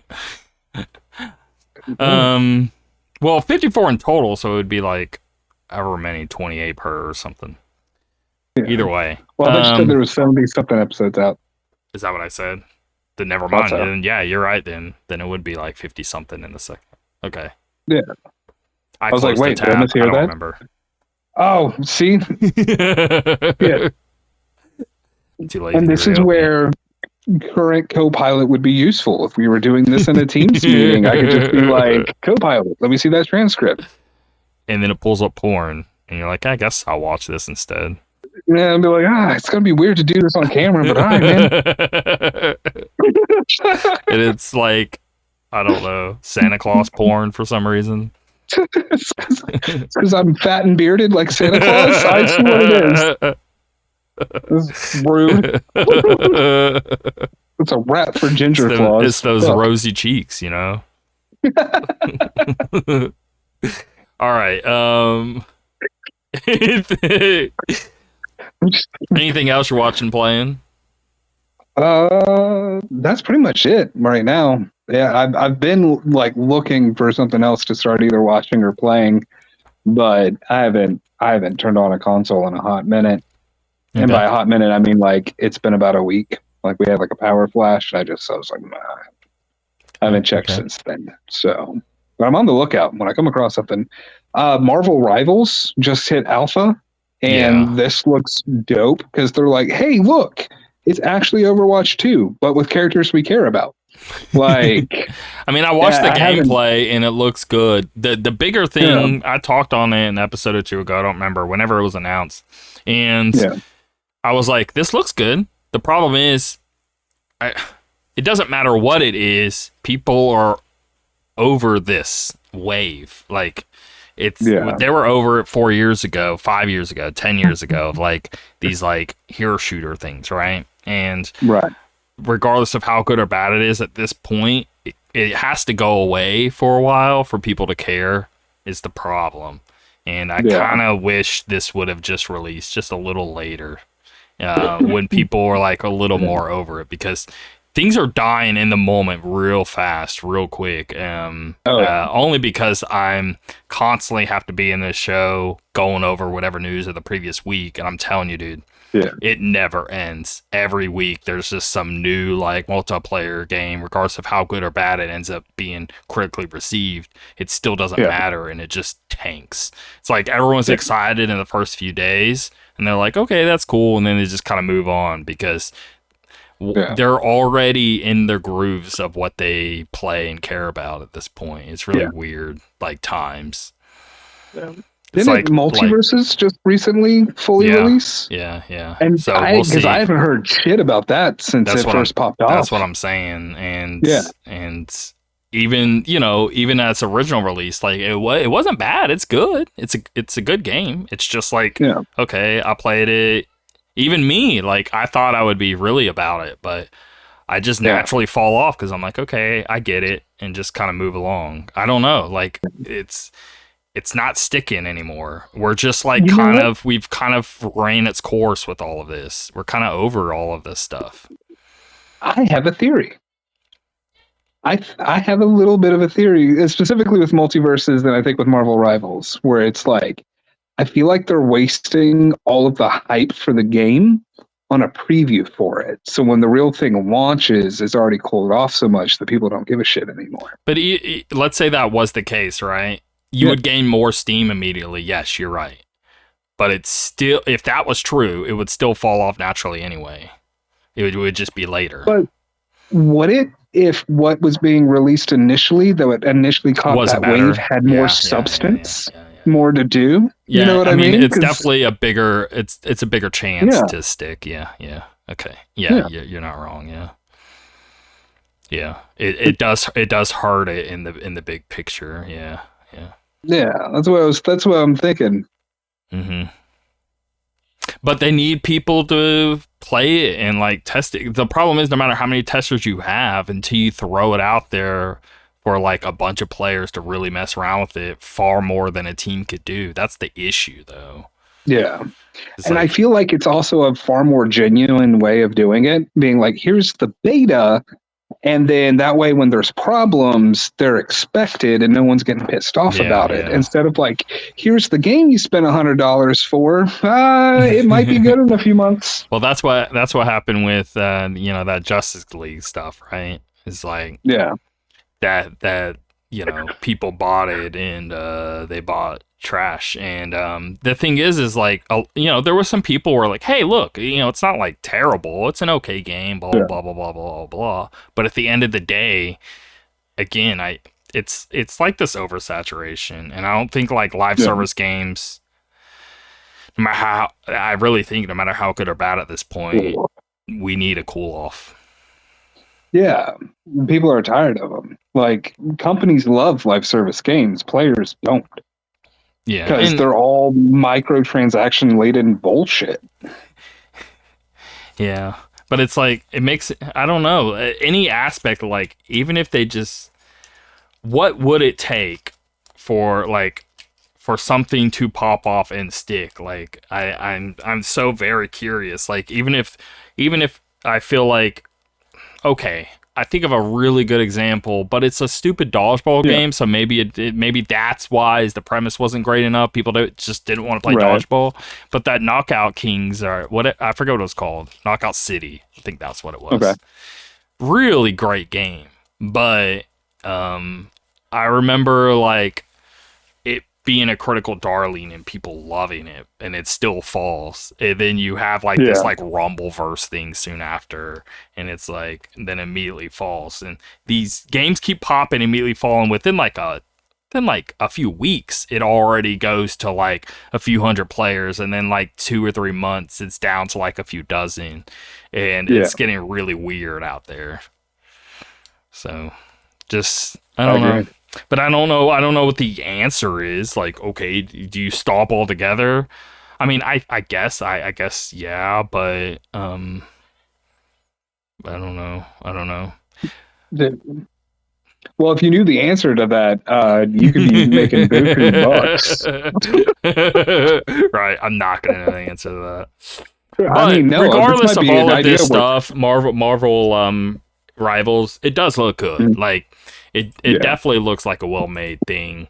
It's just I'm it's just same old of like I don't know what to say because I just keep seeing these come and go, and right. I fear this is just going to be yet another.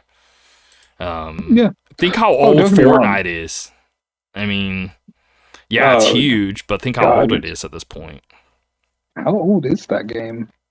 I have no idea because I've never liked battle royale type games like that, like PUBG and shit. I'm just like, nah, this ain't me. I was like, oh, there's Minecraft involved too. Fuck that as well. Like, just was not my kind of game. So I don't really even have a 2017. measure. So 2017 is when Fortnite came out. So 7 years ago. Yeah, yeah. The only other thing past Fortnite that actually stuck is Apex. Isn't Right? that the same kind of game? Yeah, but is there any other live service like multiplayer free to play outside of Apex was the last one? Is what I'm saying. Oh, the last Every like other really big one like that shooter type. released died. Yeah. Well, I think I think what really happened was because Overwatch was such a big part of the scene, and Overwatch 2 Which was I loved. such a spit in the face. Yeah, Oh, I yeah, loved Overwatch as yeah, well. yeah. And then Overwatch 2 was just so shit. Like everyone was like, fuck this, we're out. So like I think like people have actually been wanting an Overwatch type game. They just don't trust Blizzard with it anymore. So having like hey guys, it's Overwatch, but Marvel, like I I mean, think it I'm has gonna potential. play it. I'm definitely gonna I am play it. too. Curiosity alone, I'm gonna play it. And Oh it yeah. looks good. And we'll see. Let's say I even really take to it in the Right. first week. I still don't want to then immediately be like, yeah, this has legs because, again, Yeah. I more want to see once we're like 2 or 3 months in how it's doing. That's where my curiosity peaks on this game's release. Is I want to see Yeah. after the initial wave of release what happens with Right. this. All I know is if I can get my hands on an alpha code, I'm going in now. Yeah. So, Me too. Me too. It looks pretty dope. yeah. All right. I finished Final Fantasy VII Rebirth. I'm not going to talk on it because what we're going to do is, I think me and Rudy, we're going to do a spoiler cast on it, which you also completed it. Ooh. So technically, maybe you should come on when we do that and just talk on that subject even, and then bounce if you wanted to. Oh, I'd be down. Because we just really need to get into. There's so many theories. There's so much to talk on, and I Hmm. definitely need Rudy here because he was basically waiting on me to finish so we could talk on it. And I just finished it, and 120 hours. I think it was like 118 technically, and Which is not bad for that initial playthrough of completion. Like, I god damn, that's didn't a juicy do game. the stuff that you were talking to me about that I won't mention here, but where you go into the other dimension with the proto relic stuff and all that. Oh, Um, the okay, tail we end of the won't proto mention. relic. Yeah. Okay. I did. Yeah. I did everything in to where now. Yeah, I can continue go and do that. Right. But I heard Rudy Wait, went do you to want to put this? the Do you want to level. just put this at the post spoiler section? Yeah.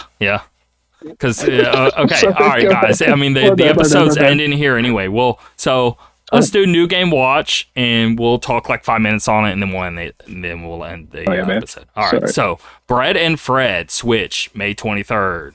Duck Detective: The Secret Salami. Duck Detective: The Secret Salami. Switch and PC May 23rd. Eternal Thread. First of all, I have to play this Secret Salami.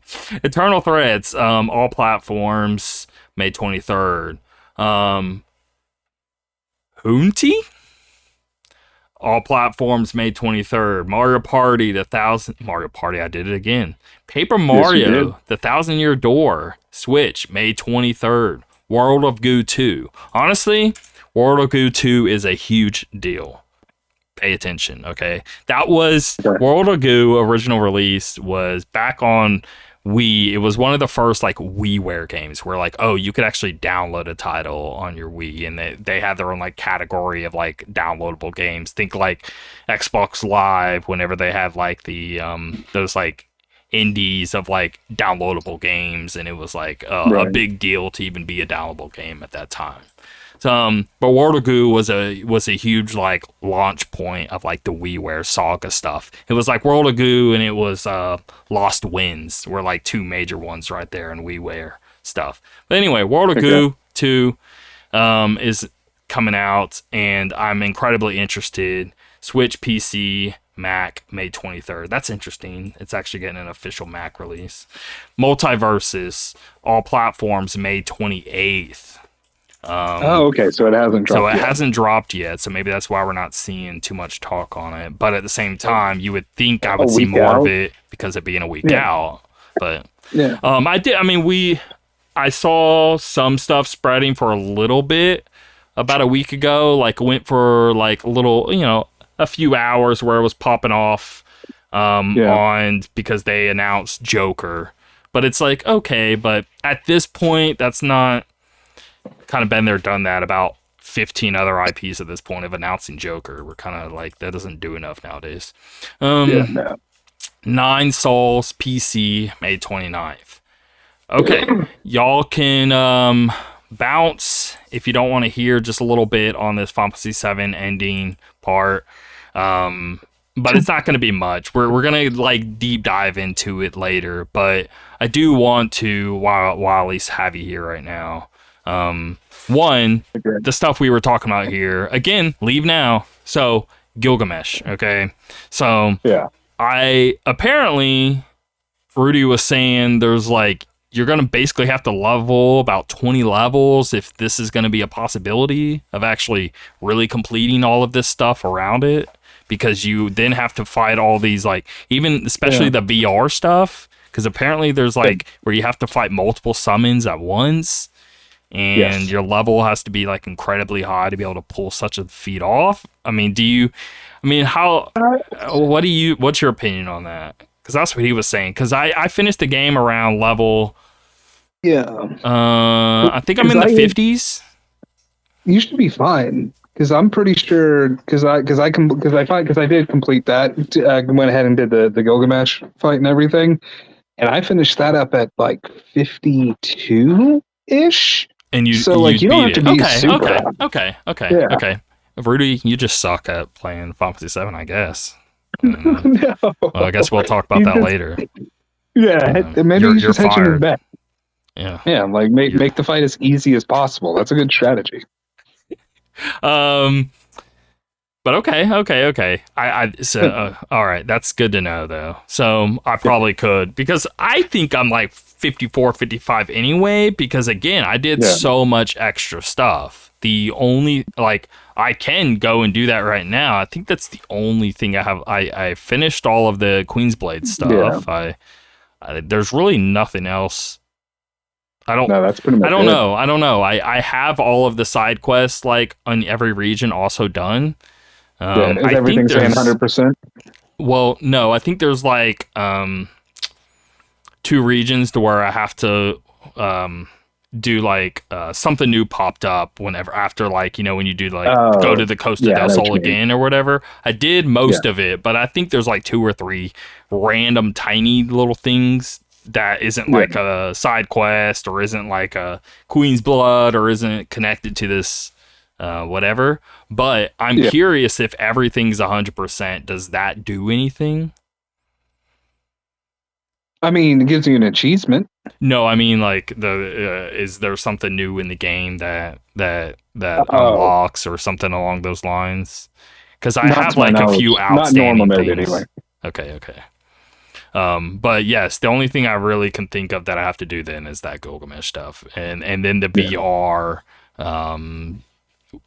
everything in VR basically, because I've got most of it done. There's just some tail end things there.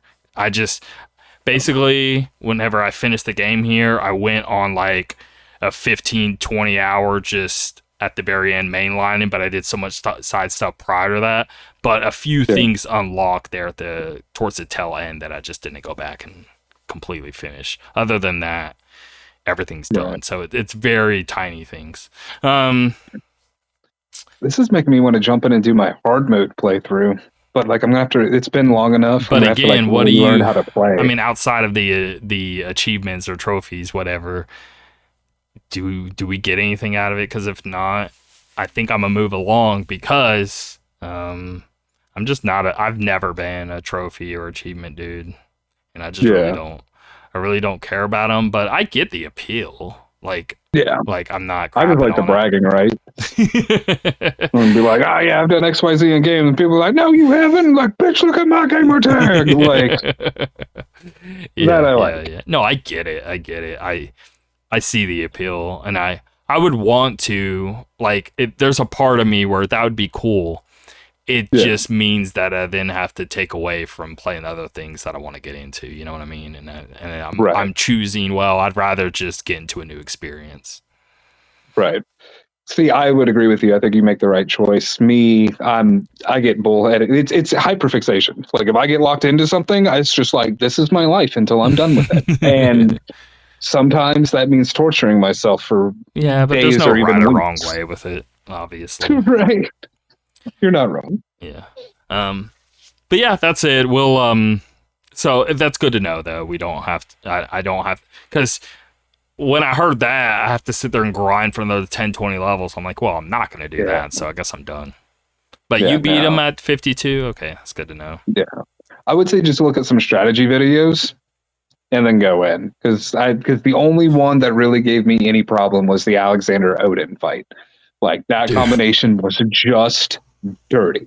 No, that Odin fight alone, dude. Dear God, that stupid final. Okay, I understand you can have the necklace equipped where raises you back once you die, but it's so hard for him not to do it like 3 times throughout the battle, no matter how perfect you like.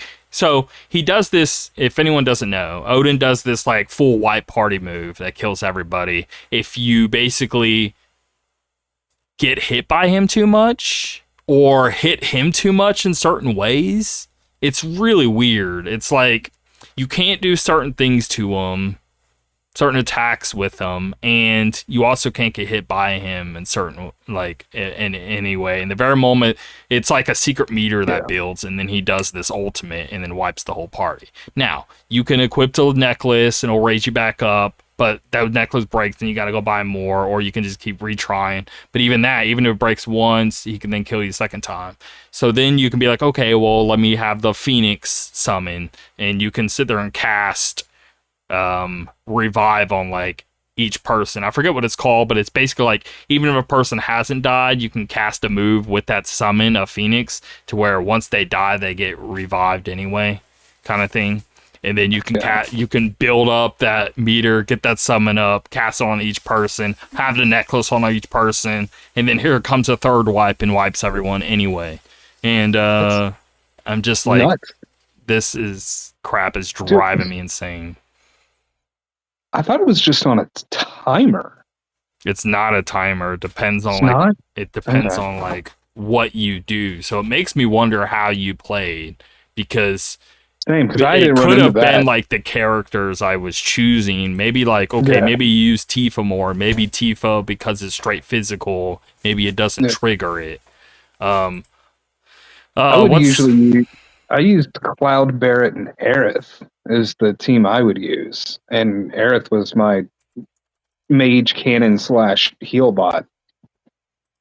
So I'm not too sure, honestly. Okay. Odin weaknesses, weak to none. Okay,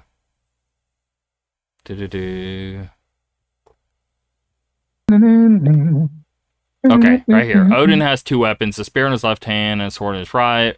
For part of the battle, he'll use one, then the other, then both at once. Most of the attacks are simple bladed slash with very low magic, but his attacks still do a tremendous amount of damage, and then his ultimate attack is an instant kill to the whole party.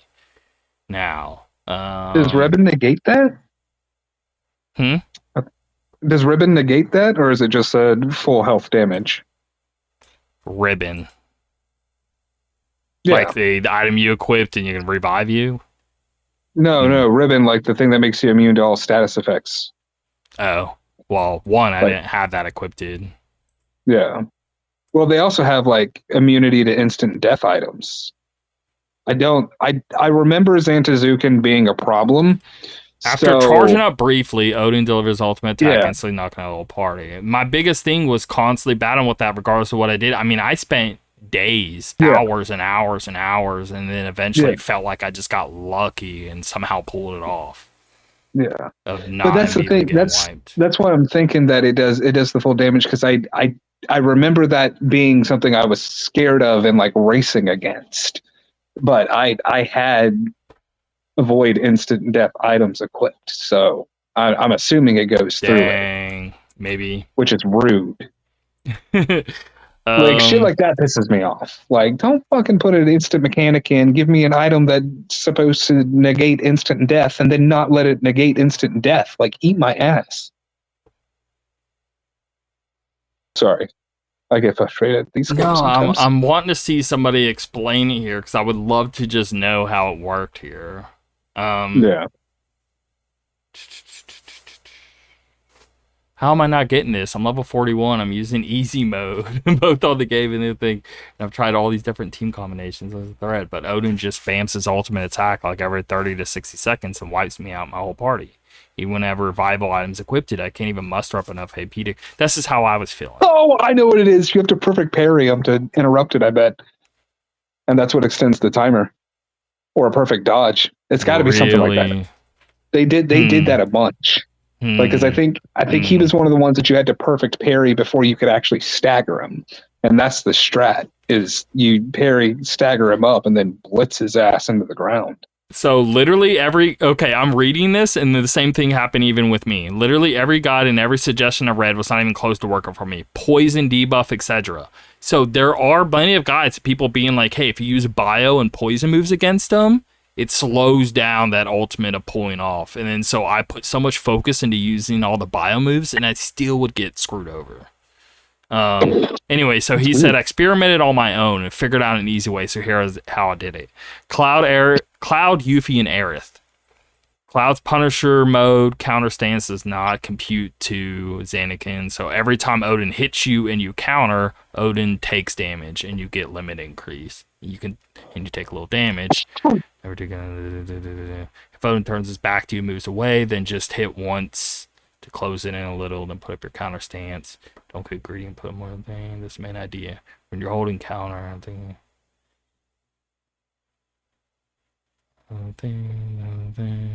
Do not use any offensive ATB on Odin with Cloud because Reprise will slap you in the face. Use Rocker up Prime mode. Finally.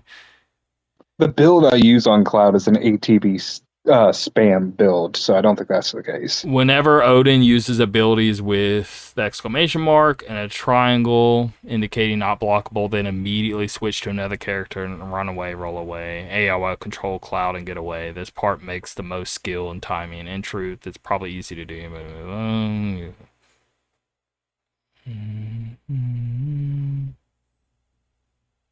okay, so what it comes down to is you have to block and counter, and that's how you beat them. And I definitely didn't play that way. But as long as you're Cloud blocking and countering, he's not going to ever like get to the point where he's constantly using that move and wiping you out. Because apparently every time you counter him, it like brings that clock back. Nice. Okay, cool. So I was and right. And I that would wasn't explain why I didn't countering. have. Yeah, because I default to it. Like, it's kind of funny where, like, you know how your reflexes for games like that is dodge, right? Mm-hmm. I've played so much of the new God of War games. I know you were too big of a fan of Ragnarok, but like parrying was another like big mechanic in that game. And ever since I got, because the first ever platinum trophy I ever got was for God of War 3, which was not easy to get. Which so, is my like, favorite in the series, by the way. I just wanted to mention. so Anyway, continue. but I've gotten so used to it to where now when I play games like hack and slashes like that, when I see danger, my knee jerk is actually block now instead of dodge. It's been a problem a couple of times. Like, since when did I forget how to fucking dodge? Like, why am I trying to face Yeah, tank I'm always every dodging. play? Yeah. I think that just didn't fit well with how I play, I guess. But I mean, I know now, but I beat him now. But that's good to know because I didn't do the fight with them both because I literally saw that and I was like, no way in hell. Like I Yeah. spent days trying to beat him and I just got lucky at some point and I'm not fighting him again. Yeah. But now that I know that I can like that as long as I block and parry and it work in my favor there, I think I could do that. Yeah. Oh yeah. All right. Yeah. Well, that'll do it for this episode. Unless you got something more to say. What were you gonna say?